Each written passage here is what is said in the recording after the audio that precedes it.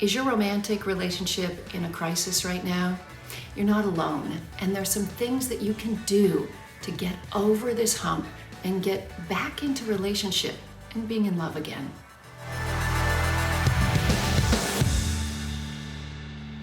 Hi, I'm Dr. Wendy Walsh for Local Now. I have a PhD in clinical psychology, and I specialize in the science of relationships.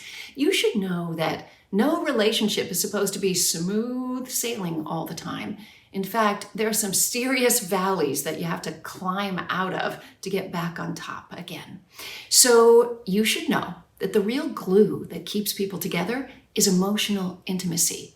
Yeah, those moments of vulnerability and authenticity where one person gets the privilege of saying the words, "I'm sorry," and the other person has the privilege of saying, "You're forgiven, and I remember why I loved you so much." However, the road to intimacy is paved with ruptures followed by repairs. But it's during the repair process that the real work is done in a relationship. So if you are in a crisis, let me give you a few tips to help you get through this. First of all, it's not a partnership. You two are on the same team, and hopefully you have the same goals. So if you feel yourself evaluating, well, they got to win this one or they got that, you need to erase those feelings from your brain. Don't compare who's the winner or who gets to win more. Think about the common good. This isn't a time to compete. This is a great opportunity to hone your listening skills. Too often when we're in arguments with people who we're familiar with, we spend our whole time thinking about our comeback instead of really stopping to listen. And good active listening involves emotional mirroring. That means if you sense a feeling from them, respond with a kind of facial expression that mirrors that. Secondly, respond with, in your own words, what you think they're saying. Bounce it back to them to make sure that they're fully understood. This will help them feel heard and calm them down. So don't think about your side and your defense and your comeback.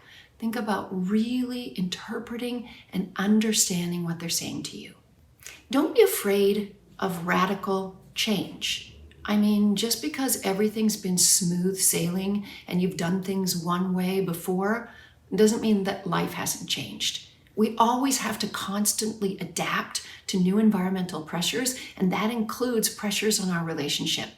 So think about new and novel ways to solve problems. And finally, remember what you love about your partner.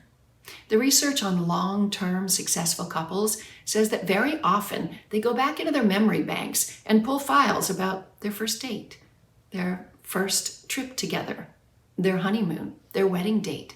So think about those memories. Remember, you valued your partner once. You can value him or her again. I think you can get through this. A lot of people are under stress these days. And if you have children in the house especially, it really matters to work on your relationship. Thanks so much for watching. I'm Dr. Wendy Walsh for Local Now. You can follow me on my social media at Dr. Wendy Walsh. We'll see you soon.